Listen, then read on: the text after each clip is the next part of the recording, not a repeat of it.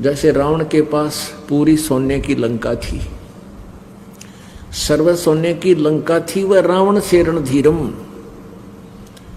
यानी एक योद्धा सूरवीर भी था रावण, और एक पलक में राज विराजी फिर काल के पड़े तदीरम।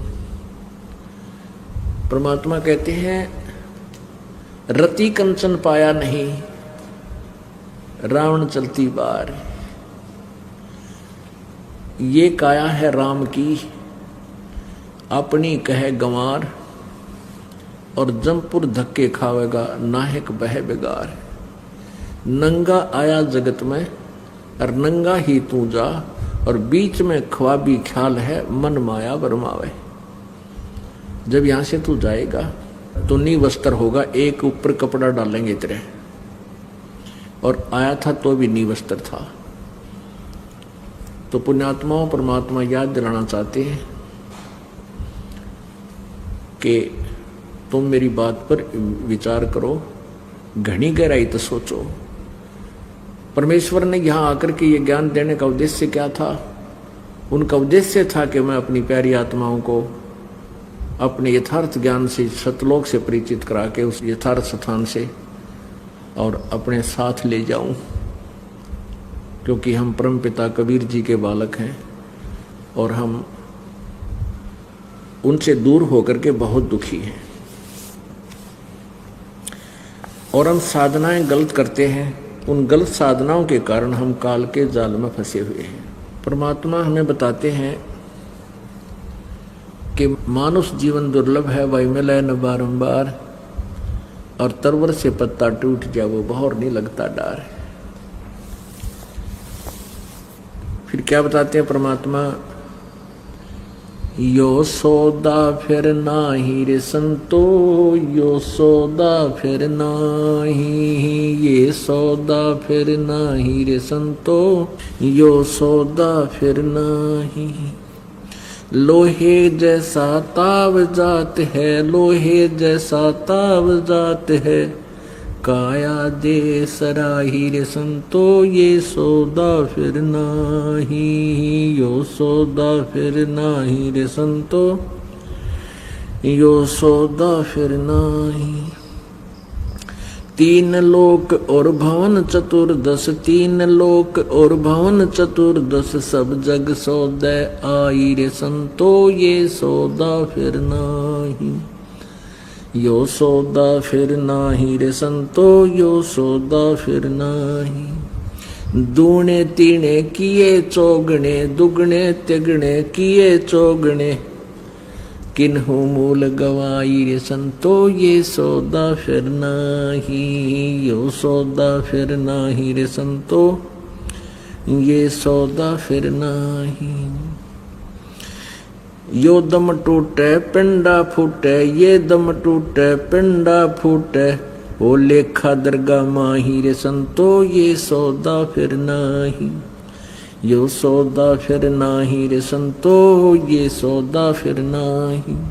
उस दरगाह में मार पड़ेगी, उस दरगाह में मार पड़ेगी, जम पकड़ेंगे बाही रे संतो, ये सौदा फिर नाही, यो सौदा फिर नाही रे संतो, यो सौदा फिर नाही। वह दिन की मोय डर नी लागे, वह दिन की मोय डर नी लागे, लज्जा रे अकनाही रे संतो, ये सौदा फिर नाही, यो सौदा फिर नाही रे संतो, यो सौदा फिर नाही। नर नारायण दे पाय कर, नर नारायण दे पाय कर, तू फेर 84 जाई रे संतो, ये सौदा फिर नाही, यो सौदा फिर नाही रे संतो, यो सौदा फिर नाही। जा सतगुरु की मैं बलिहारी, जा सतगुरु की मैं बलिहारी, जो जामन मरण मिटाई रे संतो, ये सौदा फिर नाही, यो सौदा फिर नाही रे संतो, यो सौदा फिर नाही। कुल परिवार तेरा सकल कबीला, कुल परिवार तेरा सकल कबीला, मसलत एक ठहरा ही रे संतो, ये सौदा फिर नाही, यो सौदा फिर नाही रे संतो यो सौदा फिर नाही। बांध पिंजड़ी आगे धर लिया, बांध पिंजड़ी आगे धर लिया, फिर मरघट को ले जाई रे संतो ये सौदा फिर नाही, यो सौदा फिर नाही रे संतो। अग्नि लगा दिया जद लंबा, अग्नि लगा दिया जद लंबा, फूक दिया उस ठाही रे संतो ये सौदा फिर नाही, यो सौदा फिर नाही रे संतो, यो सौदा फिर नाही। वेद बांध फिर पंडित आए, वेद बांध फिर पंडित आए, पीछे गरुड़ पढ़ाई रे संतो ये सौदा फिर नाही, यो सौदा फिर नाही रे संतो, यो सौदा फिर नाही। नर से तू पशुआ की जय, नर से तू पशुआ की जय, गद्दा बैल बनाई रे संतो ये सौदा फिर नाही, यो सौदा फिर नाही रे संतो, ये सौदा फिर नाही। ये 56 भोग कहाँ मन बोरे, 56 भोग कहाँ मन बोरे, कित कुरड़ी चरने जाई रे संतो यो सौदा फिर नाही, यो सौदा फिर नाही रे संतो, यो सौदा फिर नाही। प्रेत शिला पर जाए बिराजे, प्रेत शिला पर जाए बिराजे, पितरों पिंड भराई रे संतो यो सौदा फिर नाही, यो सौदा फिर नाही रे संतो, यो सौदा फिर नाही। बोहर श्राद्ध खान को आए, बोहर श्राद्ध खान को आए, काग बहे कल माही रे संतो यो सौदा फिर नाही, यो सौदा फिर नाही रे संतो, यो सौदा फिर नाही। जय सतगुरु की संगत करते, जय सतगुरु की संगत करते, ये सकल कर्म कट जाई रे संतो ये सौदा फिर नाही, यो सौदा फिर नाही रे संतो, यो सौदा फिर नाही। अमरपुरी में आसन होते, अमरपुरी में आसन होते, जहां धूप ना छाही रे संतो ये सौदा फिर नाही, यो सौदा फिर नाही रे संतो, यो सौदा फिर नाही। सुरत नृत मन पवन पियाना, सुरत नृत मन पवन पियाना, शब्द शब्द समाई रे संतो ये सौदा फिर नाही, यो सौदा फिर नाही रे संतो, ये सौदा फिर नाही। गरीबदास गलतान महल में, गरीबदास गलतान महल में, मिले कबीर गोसाई रे संतो ये सौदा फिर नाही, यो सौदा फिर नाही रे संतो, ये सौदा फिर नाही। गरीबदास गलतान महल में, गरीबदास गलतान महल में, मिले कबीर गोसाई रे संतो ये सौदा फिर नाही, यो सौदा फिर नाही रे संतो, यो सौदा फिर नाही। अब परमात्मा से परिचित होने के बाद आदरणीय गरीबदास साहिब जी ने परमात्मा से प्राप्त उस ज्ञान को हमारे लिए कितने अच्छे ढंग से पेश किया है। क्या बताते हैं कि ये सौदा फिर ना ही संतो, क्योंकि सत्संग के अंदर पुण्य आत्मा ही आती है, संत आत्मा होती है। भले ही वर्तमान में बिगड़ चुकी है, कुसंगत में पड़कर भले ही कोई गुटी शूटी भी लावा है, किसी ने बीड़ी बैड़ी भी पी है, मांस भी खा लिया है, कोई और भी उठपटांग कर दी है, लेकिन वो पुण्यात्मा फिर भी परमात्मा की तलाश में रहती ही है। और जब उनको सत्संग मिल जाता है तो वो बुराइयां छोड़ करके समर्पण हो जाती है। तो इसलिए कह रहा है कि ये सौदा फिर ना ही संतो, ये पुण्यात्माओं, संत होते पुण्यात्मा, कि ये सौदा फिर ना ही संतो साध भक्तों, और ये सौदा फिर ना ही। ये मनुष्य जीवन जो है ये ऐसा बताया है जैसे लोहे को गर्म करते हैं। ये लोहार कारीगर लोहे को गर्म करते हैं, गर्म खूब जब लाल हो जाता है, उस पर सही ताव आ जाता है, तुरंत निकालते हैं और ऐरन पर रख के ऊपर थोड़े तेने कट कट कट कट फटाफट मार के, और उसका जो भी औजार बनाना चाहते हैं, जो भी वस्तु बनाना चाहते हैं, वो उस गरम पर चोट लगा के वो बना सकते हैं। यदि लोहा जरा सा भी ठंडा हो जाए फिर चाहे सारे गणधर पीट ले उसके ऊपर थोड़े ने, वो बांगा टेढ़ा बन जाएगा, वह वस्तु नहीं बन सकती जिसके लिए वो गर्म किया गया था। तो ये मनुष्य जीवन क्या बताते हैं कि लोहे के जैसा ताव जात है, यो काया देश राही। ये लोहे के साथ ताव जाता है। मनुष्य शरीर समझ लो गर्म लोहा है जब तक ये मनुष्य शरीर आपके पास है, और इस मनुष्य शरीर के रहते रहते राम नाम की चोट आपने मार ली, लगा ली, सत भक्ति कर ली, धर्म पुण्य कर लिया, तो जिस वस्तु के लिए, जिस उद्देश्य के लिए आपको मनुष्य शरीर मिला था, अर्थात ये लोहा गर्म किया गया था, आपने उसका लाभ उठा लिया। और यदि ये लोहा हो गया ठंडा, राम नाम की चोट मारी नहीं, तो बांगा टेढ़ा बनेगा, फिर गधा बन जा, कुत्ता, सुअर, ये मुंह लगेंगे आपके। फिर अरे कितना सुंदर शरीर दिया परमात्मा ने, इब तो दिन में 3 दर्पण देखा है, और फिर गधा में पास देखिए दर्पण। तो कहने का भाव ये है परमात्मा का, ये सारी चीजें याद दिलाकर भगवान की तरफ आपकी प्रेरणा, आपकी लगन बढ़ाई जाती है। और यह सच्चाई है, क्योंकि सत्य जो होती है वो परमात्मा ही बोल सकता है, और अन्य सत्य कह ही नहीं सकता। और परमात्मा जो भी वचन कहता है वो सत्य ही होते हैं। अन्य तो जीव है, वो कितना बोल सकता है, उसको तो कुछ भी पता नहीं होता। अब अगले 10 कदम 10 सांस के बाद का पता नहीं, 1 श्वास के बाद का पता नहीं।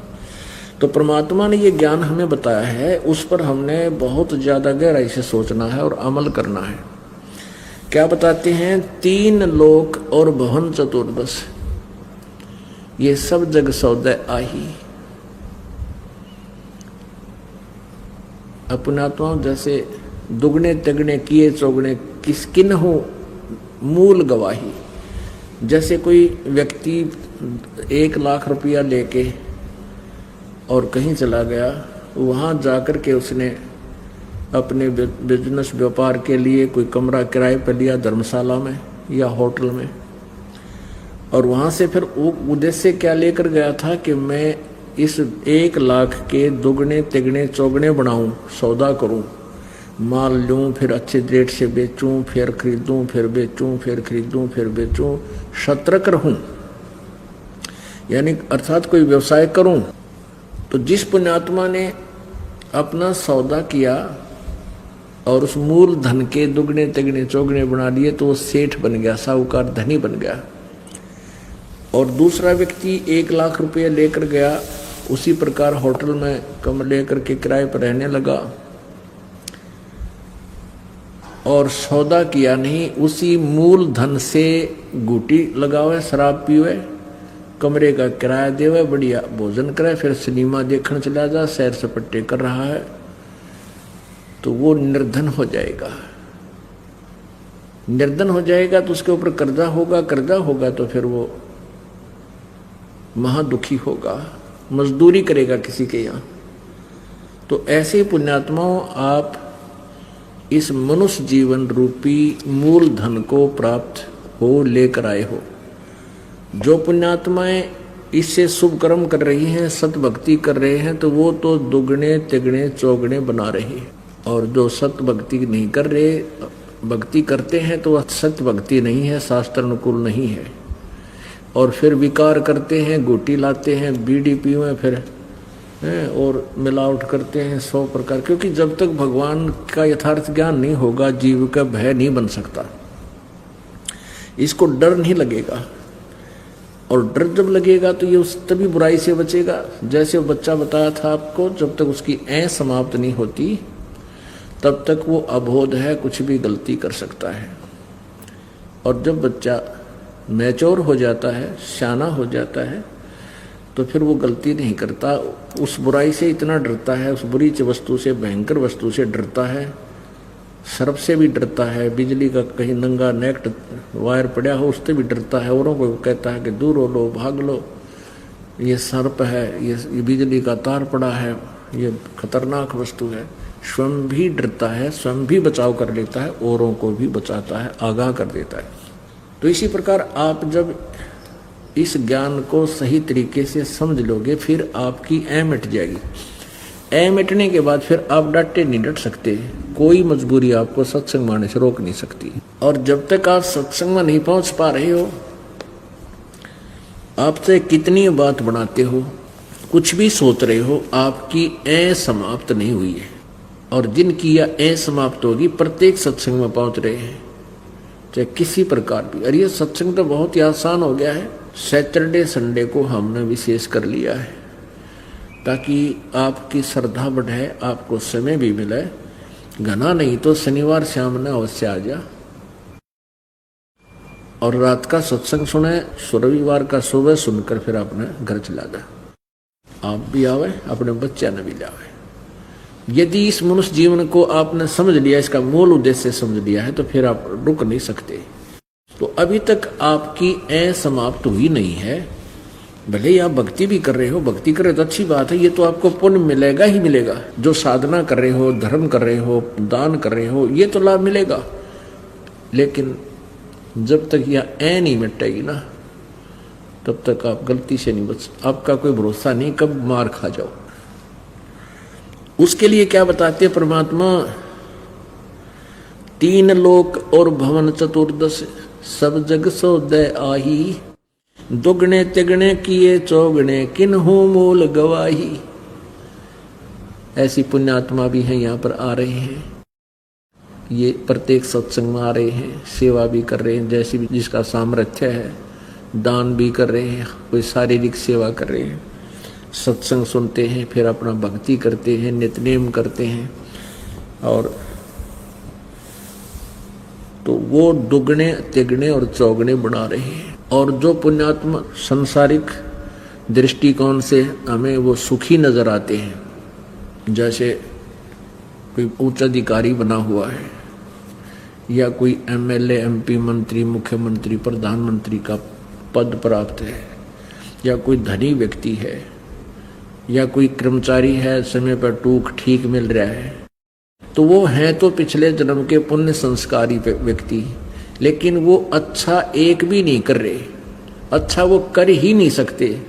उनके पास शुभ कर्म करने के वो तरीका है को ना, चाहे वो सोच भी रहे हैं, अच्छी आत्माएं भी हैं कि मैं इसका ये भला कर दूं, मैं उसका ये भला कर दूं, वो भला कर ही नहीं सकते।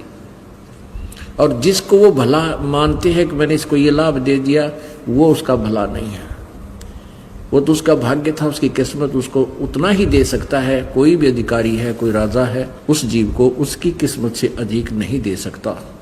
और जो भी वो दे रहा है उसका भाग्य ही मिलेगा उसको। वो परमात्मा की ही प्रेरणा से कुछ ऐसे सर्कमस्टांस बन जाते हैं कि अधिकारी या कर्मचारी या राजा उस व्यक्ति को वो बेनिफिट दे ही देता है और दिलाता मालिक है।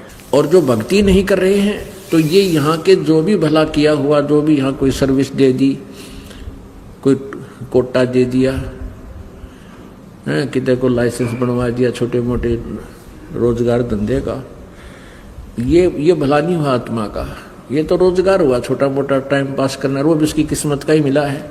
और परमात्मा पूरी पृथ्वी पर जितने भी जीव हैं, मनुष्य हैं, यदि ये सत भक्ति करें तो आपको शतलोक से भेज दे आपके लिए यहाँ, और सबसे न्यारा सुख देगा। आपकी भक्ति भी, आपका संसारिक कार्य भी ठीक चलेगा और आपका मोक्ष भी होगा। फिर क्या बताते हैं, जो परमात्मा करेंगे, जो साधना ठीक नहीं करेंगे, ये दम टूटे पिंडा फूटे, ये शरीर आपका श्वास खंड हो जाएगा, टूट जाएगा, यानी मृत्यु हो जाएगी। और पिंड बोलते हैं शरीर को, ये तेरा फूट जाएगा, नाश कर दिया जाएगा, जला दिया जाएगा। ये दम टूटे पिंडा फूटे, फिर लेखा दरगाह माही, उस सच्चे दरबार में जाकर तेरा अकाउंट होगा पुण्य और पाप का। उस दरगाह में मार पड़ेगी। जो शुभ कर्म करके नहीं जाते हैं, कहते हैं उस धर्मराज के दरबार में फिर यमराज के हवाले कर दिया जाता है। यम के दूत फिर इसको बहुत बुरी तरह पीटते हैं, बुरा हाल कर देते हैं, चाहे कोई राष्ट्रपति भी क्यों ना हो। मृत्यु के बाद उसको पता चलता है त्रिगेला बूंदी बन गई, फिर कुछ नहीं बसाती, फिर तो वहाँ जूते जूते खाने हैं। तो परमात्मा कहते हैं कि अब समय रहते कुछ आपने व्यवस्था कर ली तो मालिक वहाँ खड़ा पाओगा आपको, अपने बच्चे को धर्मराज के दरबार से भी छुटवा लेगा और फिर आपको अपने साथ ले जाएगा सतलोक में। वादन की मोय डरनी लागे लज्जा रैक नाही।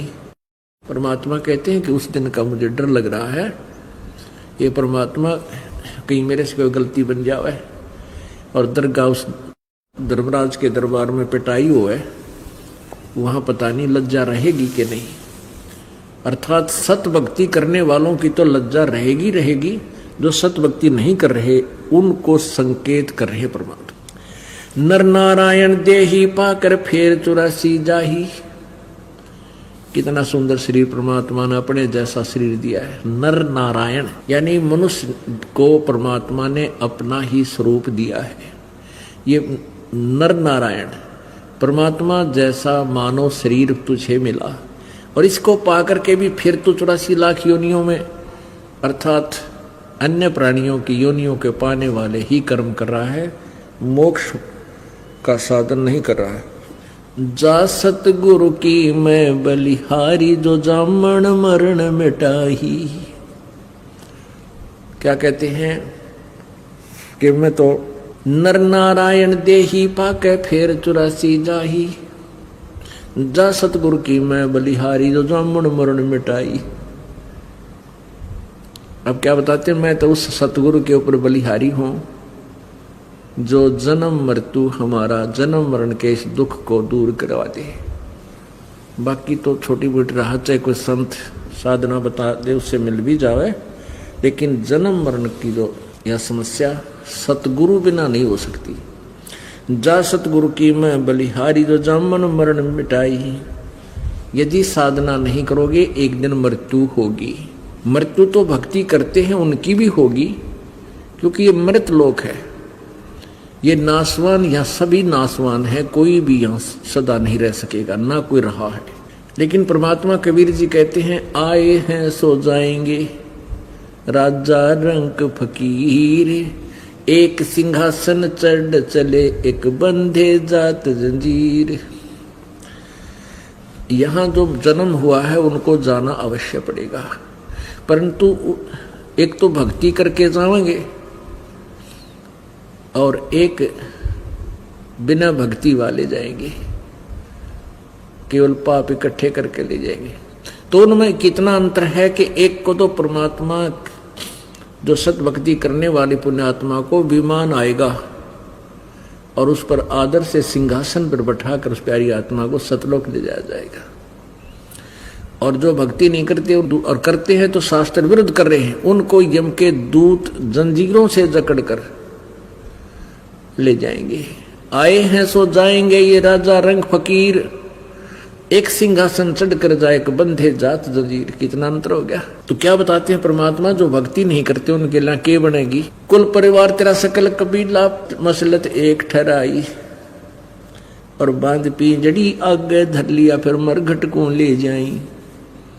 जो ही तेरा ये श्वास पूरे हो जाएंगे तेरी मृत्यु हो जाएगी, उसी समय कुल के लोग इकट्ठे हो जाएंगे, आसपास के अपने कबीले के व्यक्ति, अपने मोहल्ले के व्यक्ति, और सभी की एक ही सलाह होगी, एक ही राय हो जाएगी, उठाओ इसको फटाफट ले चलो और सभा करो, अंतिम संस्कार करो।